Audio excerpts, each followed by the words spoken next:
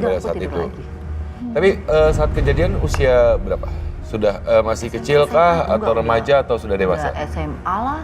Oke, menjelang dewasa ya, sebenarnya udah SMA ya. Iya. Baik.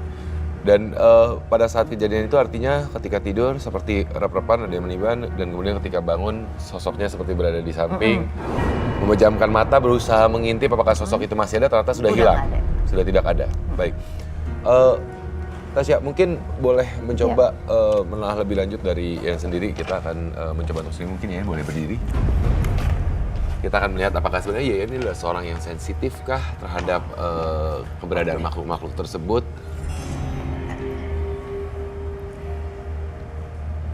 Wah, ini Bayan ini ada eyangnya. Oke. Ini kalau ini udah jelas dari Jawa sih ini. Eyangnya lengkap, ngasih tunjuknya lengkap, berkebaya, pakai kain, agak gemuk.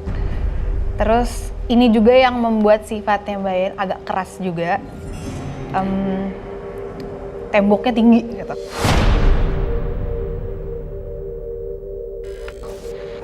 Untuk ke orang lain tuh temboknya tinggi, bener-bener protect dirinya tuh sebesar itu.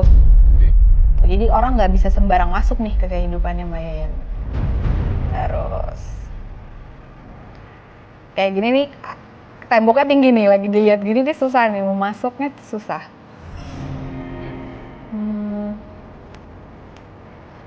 Ya. Tapi kadang-kadang Bayan suka lebih senang sendiri, kadang-kadang ada butuh waktunya untuk keluar, tapi kebanyakan itu dominan dia lebih senang sendiri sebenarnya. Itu dia. Oke. Oke, jadi sosok tersebut adalah sosok leluhur lah ya, penjaganya. Tapi di satu sisi ternyata mempengaruhi Yayan menjadi sebagai individu yang keras, membentengi diri, tapi sebenarnya di satu sisi juga menjaga diri dari pengaruh-pengaruh negatif dari luar. Mungkin bahasanya independen banget gitu. Jadi perempuan yang mandiri ya. Baik, tapi bagaimanapun juga tadi Yayan sudah langsung betul, sepertinya mengiyakan langsung. Apakah memang mungkin kalau dari apa yang sudah dijelaskan sama Tasya, Yayan bisa menjelaskan lebih lanjut. Apa yang menurut Yayan langsung mengatakan iya betul ini emang saya apa? Aku lebih suka sendiri, nggak gitu suka rame. Jadi kalau di rumahku lebih senang sendiri itu betul. Kalau aku membangun tembok tinggi itu juga betul. Karena tipenya aku selalu belajar dari kesalahan.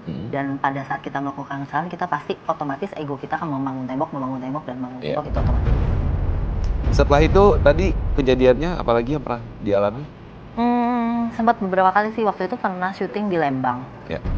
Itu tuh kolosal gitu kan. Terus adegannya tuh aku diikat di pohon. Waktu itu pohonnya besar banget gitu kan. Kalau orang Jawa kan biasanya suruh numpang-numpang ya. Kalau orang Jawa kan gitu numpang-numpang.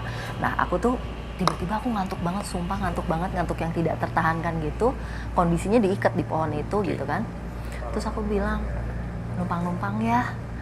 Ngantuk banget nih, numpang-numpang ya, aku gitu. Nah, pohon itu kondisinya dia sedang dipakai buat sling, buat pasang sling karena action kan. Pas aku udah mau tidur tiba-tiba krok. Pohonnya itu patah, bener-bener patah, sedangkan aku nggak bisa kabur karena diikat kan. Itu ada yang bisikin nyamping.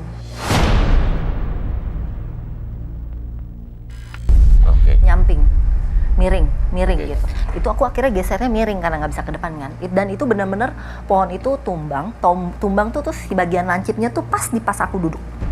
Di posisi duduk awal? Pas posisi duduk awal, jadi aku gesernya nyamping. Seperti ada yang ngasih tahu untuk yuk minggir gitu. Nah, aku terdistract sama eyangnya Mbak Yayan ini. Adanya sosok penjaga yang mana ya? Kan yang aku pasti dua ya. Mama aku yang Jawa ya tadi? Yang Jawa, ini di sini dia sempat ngomong gini. Perannya dia ke hidupnya Mbak Yayan tuh kenceng banget, sangat kenceng. Kayak tadi mungkin kalau menurut ceritanya eyangnya ini banyak banget kejadian-kejadian yang Mbak Yayan alami dan selalu dikasih kode sebelum itu jangan sampai ini terjadi. Salah satunya kayak tadi nyamping. itu salah satu kode atau dikasih tahu sebelum itu terjadi, dan Mbak Yayannya sendiri peka. Tapi dia cuman peka sama leluhurnya ini nih. Jadi kalau ada sesuatu yang tiba-tiba, aduh mau ke sana tapi muncul aja kayak enggak deh, ntar aja deh gitu. Intuisi ya? Iya, Intuisi karena yang kalau dia diberikan. jalan, nggak taunya lagi akan kenapa gitu. Oke. Sepertinya tadi Ervan sepertinya sudah selesai Ya. menggambarkan sosok.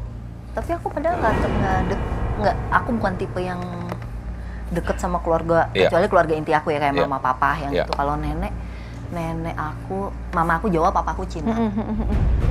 Itu nggak terlalu sering ngobrol atau gimana sih.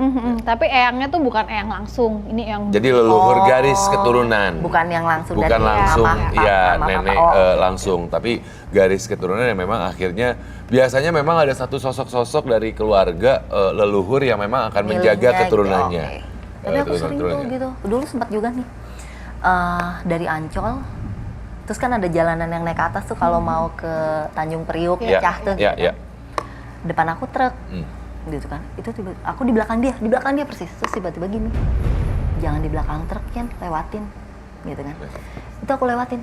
Begitu aku lewatin, truknya mundur, nabrak mobil belakang. Itu dia. Sebenarnya ada intuisi, ada yang mengingatkan, menjaga Yayan artinya ya. Oke, sosok yang sudah digambarkan oleh Ervan. Saya menangkap ada gambaran sosok wanita ya, seperti tadi yang dijelaskan Tasya. Ya, ini adalah sosok yang penjaganya, leluhurnya dari Yayan yang memang menjaga. Nah, Tasya, apakah selalu mengikuti atau berkeliling? Karena seperti kita ketahui kadang-kadang kan memang kalau penjaga dari garis keturunan leluhur itu dia tidak harus selalu berada di satu garis satu keturunannya, tapi dia berkeliling gitu. Iya. Kalau yang ini nempel, memang nempel. Memang mengikuti, dikhususkan mengikuti Yayan ya artinya ya? Karena sifatnya tuh mirip banget sama Mbak Yayan. Dia independen banget, perempuan. Ini aku bisa bilang dia, kalau orang Jawa bilang garwo. Itu jadi bukannya selir, Iya. tapi kayak istri keduanya, tapi yang terhormat gitu. Oh. Nah ini dia benar-benar yang, dia bagus banget itu. Kayak Ervan gambar tadi, berani, tegas gitu. Kayak walaupun gue perempuan, gue bisa nih. Oke. Tapi maksudnya Yayan sadar nggak atau hanya ini cuman selama ini maksudnya ketika mendengarkan seperti ada bisikan atau geser samping atau apa menganggap oh yaudah atau Ya. tidak mencoba untuk mencari tahu? Enggak, karena kebetulan aku bukan tipe yang percaya hal-hal seperti itu. Oke. Aku percaya itu ada, tapi tidak percaya yang gimana-gimana tipenya gitu. Makanya sempat kalau adikku tuh lebih ke Jawa. Adikku tuh sempat ada yang bisa, misalnya dia bisa kemasukan, terus adikku bisa. Yeah. Tapi aku nggak bisa. Oke. Mereka bisa lihat, aku nggak bisa. Yeah. Jadi aku ngerasa aku bukan orang yang terpilih untuk itu gitu. Jadi Oke. selama ini ngerasanya kalau memang ada bisikan atau gimana, ngerasanya ya sedang dilindungi saja, terlindungi aja. Cuma dikasih tahu Cuma aja dikasih tahu gitu. aja gitu. Karena adiknya artinya maksudnya secara garis keturunan artinya ada beberapa yang memang mempunyai kemampuan itu. Ada sih adikku kayak katanya ya, kan kita nggak bisa Iya, lihat. iya. Dia Maksudnya sih bilang dia bisa lihat gitu, dia Oke. bisa lihat atau gimana dia bisa, cuman aku yang paling tidak Peka paham terhadap. dan tidak peka untuk hal-hal kayak gitu. Oke, di antara saudara sendiri ya artinya Ya, yang kita bahas tapi ya. aku bisa yang misalnya gini, mungkin karena aku tidak percaya jadi aku lebih bisa ngatur. Oke. Kayak misalnya nih di rumah gitu kan, waktu pindahan rumah pertama itu berisik banget, sumpah berisik banget. Dalam pengertian berisik apa nih?